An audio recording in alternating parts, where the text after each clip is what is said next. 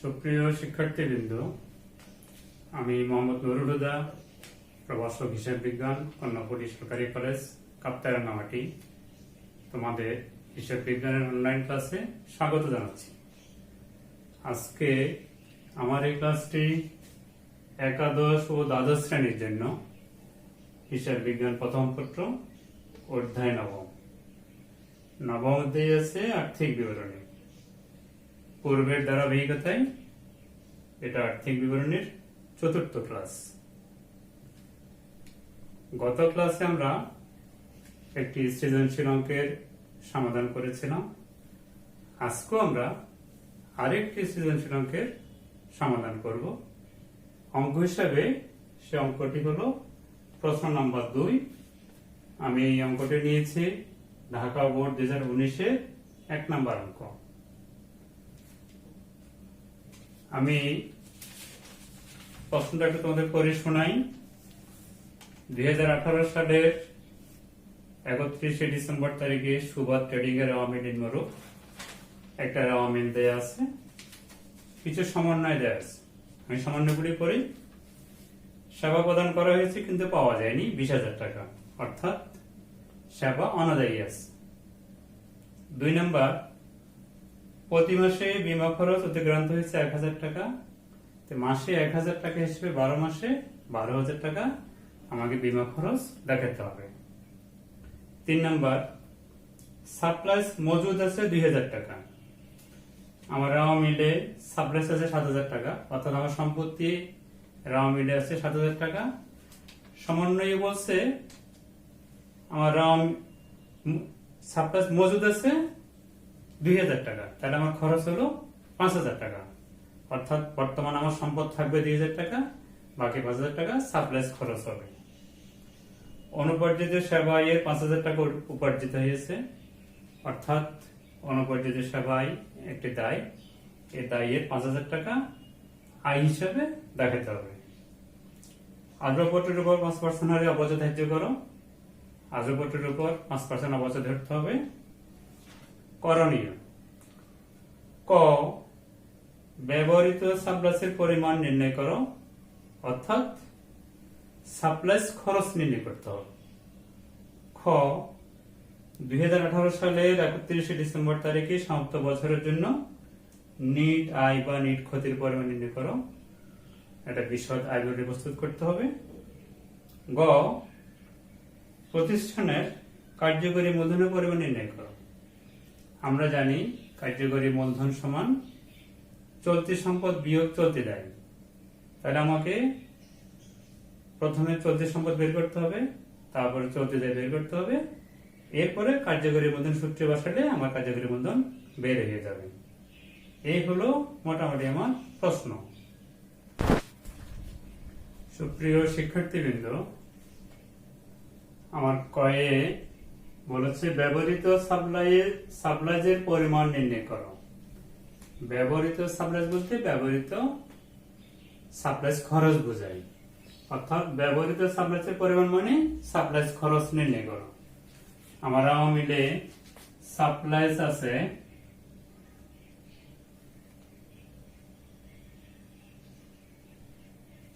আর সম্পত্তিতে 7,000 টাকা।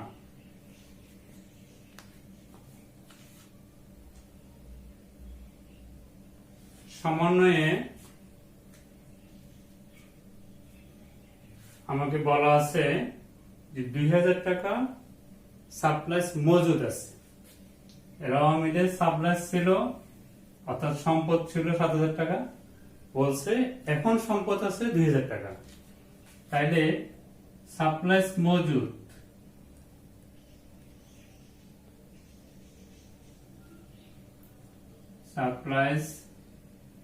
মজুদ 2,000 টাকা। এই 2,000 টাকা আমার সমন্বয়ে দেয়া আছে। এটা আমার রাওয়া মিলে ছিল, এটা সমন্বয়ে দেয়া আছে। 7,000 টাকাতে 2,000 টাকা গেলে আর থাকবে 5,000 টাকা। এইটা হলো আমার ব্যবহৃত সাপ্লাইস বা সাপ্লাইস খরচ।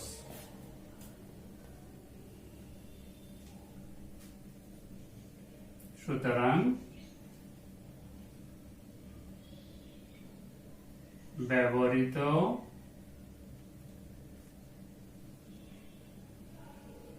সাপ্লাইজের পরিমাণ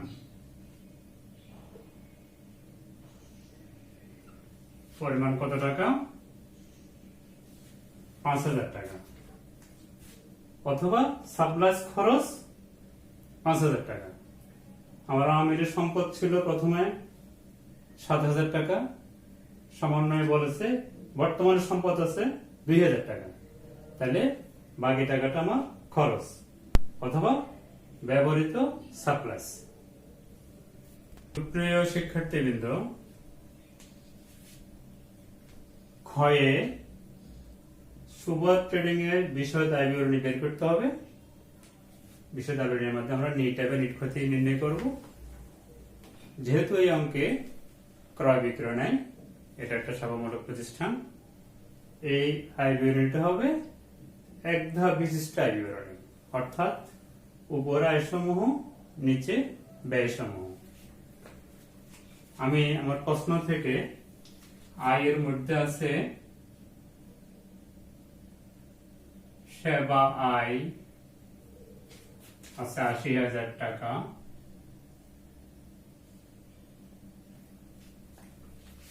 অনাদায়ী আছে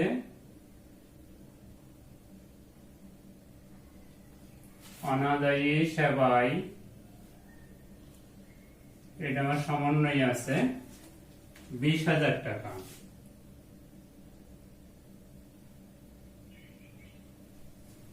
আরেকটা সমন্বয় আছে অনুপার্জিত আয়ের অর্জিত অংশ, অনুপার্জিত আয়ের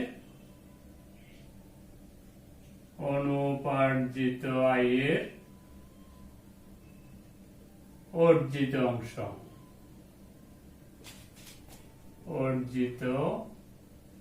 অংশ, সেটা হলো আমার 5,000 টাকা।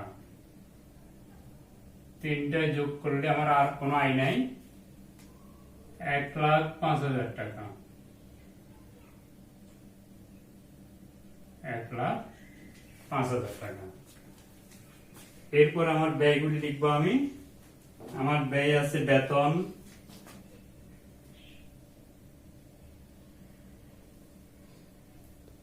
আমিরে দেওয়া আছে 12,000 টাকা,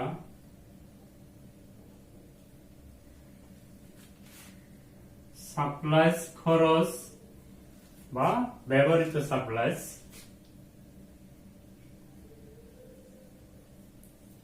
সাপ্লাইজ খরচ ক হতে ক এটা আমরা বের করেছি 5,000 টাকা,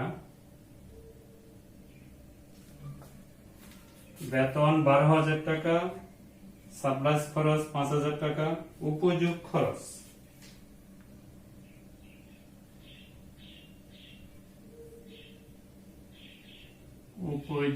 খরচ আছে 8,000 টাকা, এটা আমার রাওয়ামিটে দেওয়া আছে 8,000 টাকা, বিজ্ঞাপন 21,000 টাকা,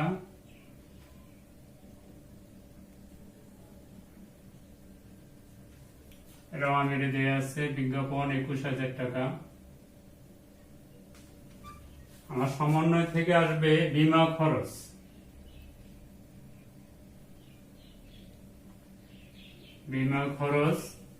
মাসে 1,000 টাকা হিসাবে 12 মাসে 12,000 টাকা।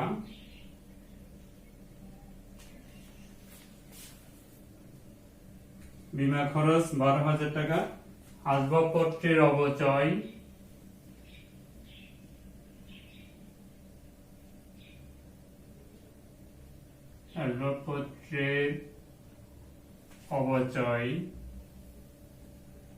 আমার আসবাবপত্র আছে 80,000 টাকা, এটার 5%, 80,000 টাকার 5% 4,000 টাকা হবে।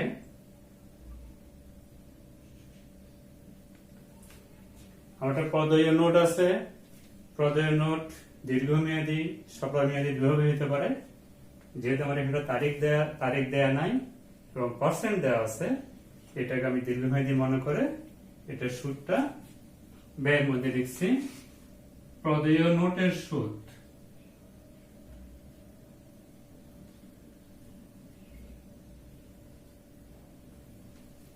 এটা হলো 15,000 টাকা 10%,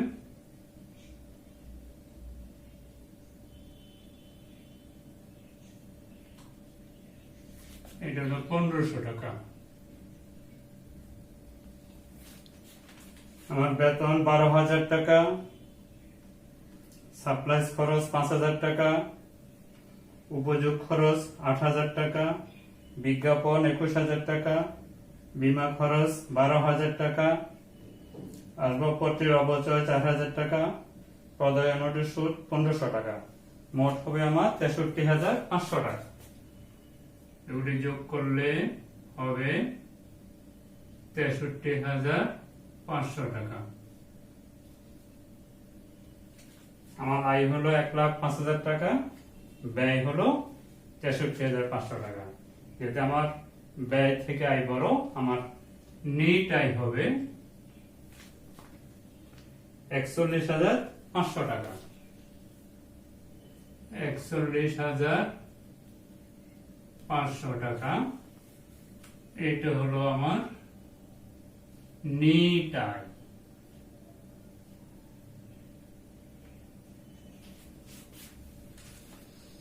সুপ্রিয় শিক্ষার্থীবৃন্দ, আমি ক্ষয়ের উত্তরটা আরেকবার বলছি। যেহেতু এটা সেবামূলক প্রতিষ্ঠান, আর্থিক গণনা এটা হবে এক ধাপ বিশিষ্ট, অর্থাৎ আয় উপরের দিকে ব্যয় নিচের দিকে, আয় থেকে ব্যয় বাদ দিলে হবে নেট আয় বা নেট ক্ষতি। আমার আয়ের যোগফল হলো 1,05,000 টাকা, আমার সব ব্যয়গুলির যোগফল হলো 63,500 টাকা। আমার আয় বড়, ব্যয়ের যোগফল ছোট, বিয়োগ করলে হবে 41,500 টাকা। এটা হলো আমার নেট আয়। এটাই হলো আমার ক্ষয়ের উত্তর। সুপ্রিয় শিক্ষার্থীবৃন্দ, আমার গয়ে আমাকে বের করতে হবে কার্যকরী মূলধন। আমরা জানি কার্যকরী মূলধন ইকুয়াল টু চলতি সম্পদ বিয়োগ চলতি দায়।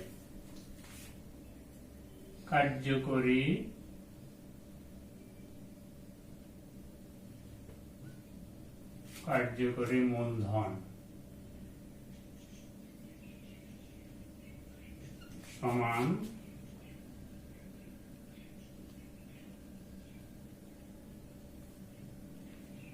চলতি সম্পদ বিয়োগ চলতি দায়।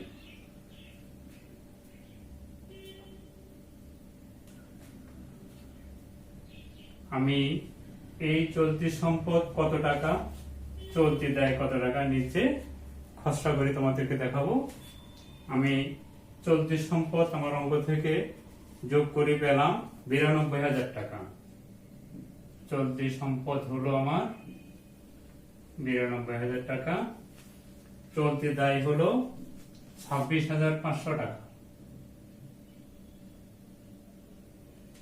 তাহলে চলতি সম্পদ 92,000 টাকা, চলতি দায় 26,500 টাকা, কার্যকরী মূলধন হবে 65,500 টাকা।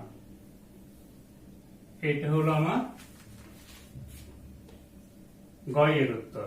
তবে এই চলতি সম্পদ এবং চলতি দায় আমি 92,000 টাকা কিভাবে বের করলাম, 26,500 টাকা কিভাবে বের করলাম, সেটা আমাকে এই অঙ্কের নিচে করে দেখাতে হবে। আমি করে দেখাচ্ছি।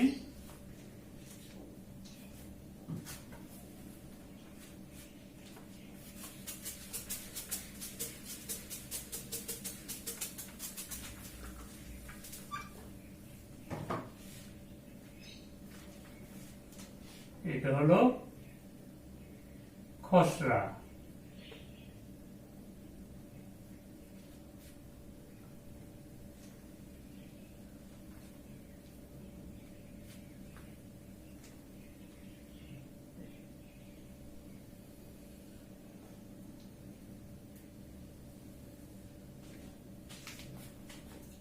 চলতি সম্পদ নির্ণয়। আমি টিকাতে বা খসড়াতে চলতি সম্পদ বের করব, তারপরে চলতি দায় বের করব। চলতি সম্পদে আছে আমার নগদ তহবিল,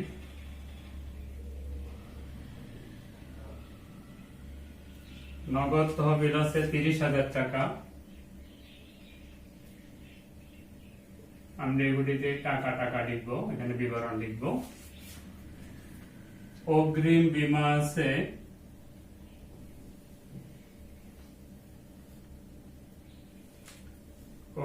আছে আমার 20,000 টাকা।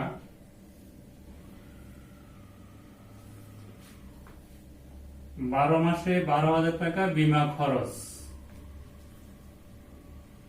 বীমা খরচ 1,000 টাকা করে 12,000 টাকা আমার বাইরে যাবে 8,000 টাকা। সাপ্লাইজ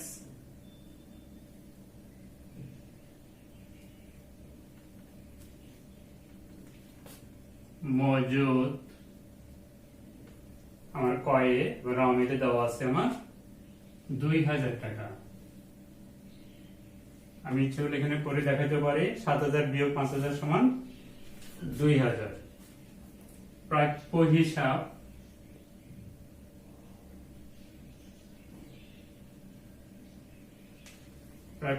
দেওয়া আছে 32,000 টাকা। আমার অনাদায়ী সেবায় আছে 20,000 টাকা। অনাদায়ী সেবায় 20,000 টাকা হবে আমার 52,000 টাকা। আমার আর চলতি সম্পদ নাই, এই চারটে যোগ করলে হবে আমার 92,000 টাকা। এটা হলো আমার মোট চলতি সম্পদ। মোট চলতি সম্পদ। গয়ের উত্তরটা আমরা আগে লিখেছি, এবার আমরা টিকা বা খসড়াতে কি করলাম, চলতি সম্পদ বের করলাম। চলতি সম্পদ হলো 92,000 টাকা। এরপর আমরা করব চলতি দায়। আমরা এখানেও করে ফেলতে পারি।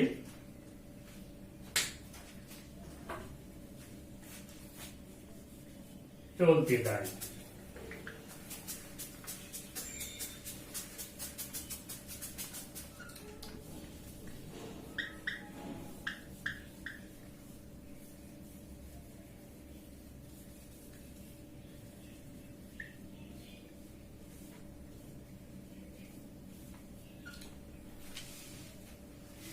এরপর আমি করব চলতি দায়।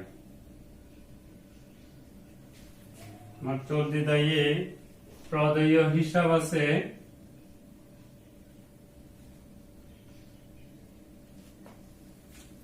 10,000 টাকা।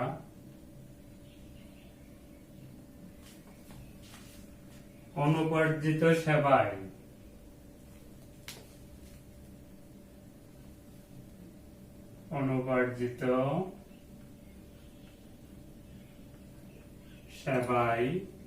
আছে আমার 20,000 টাকা। অর্জিত অংশ অনুপার্জিত সেবায় অর্জন হয়েছে, অর্থাৎ মেয়াদ উত্তীর্ণ হয়েছে। অর্জিত অংশ হলো 5,000 টাকা। আমার বর্তমানে অনুপার্জিত সেবায় আছে 15,000 টাকা। প্রদেয় নোটের সুদ আছে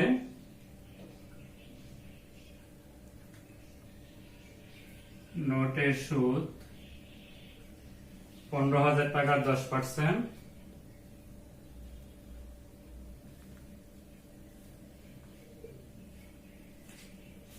1500 টাকা।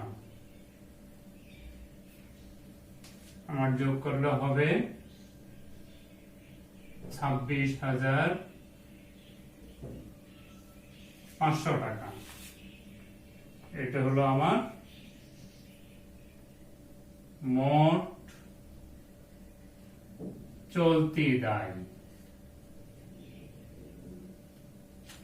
আমার মোট চলতি দায় কত? 26,500 টাকা। তাহলে আমরা গয়ে কি করলাম? প্রথমে করলাম কার্যকরী মূলধন বের করলাম, কার্যকরী মূলধনে চলতি সম্পদ চলতি দায় বসাই উত্তরটা বের করে ফেললাম। নিচে আমরা করলাম কি, খসড়াতে বা টিকাতে চলতি সম্পদ বের করলাম, চলতি দায় বের করলাম, বের করে ওগুলো গয়ে প্রথম অংশে বসাই দিলাম। সুপ্রিয় শিক্ষার্থীবৃন্দ, আজকের ক্লাসে আমরা সেবামূলক প্রতিষ্ঠানের একটি সৃজনশীল অঙ্কের সমাধান করে তোমাদেরকে দেখালাম। আগামী ক্লাসে আরেকটি সৃজনশীল অঙ্কের সমাধান নিয়ে তোমাদের সামনে হাজির হব, এই আশাবাদ ব্যক্ত করে তোমাদের সকলের সুস্বাস্থ্য দিকে কামনা করে আজকের ক্লাস এখানে শেষ করছি। ধন্যবাদ সবাইকে।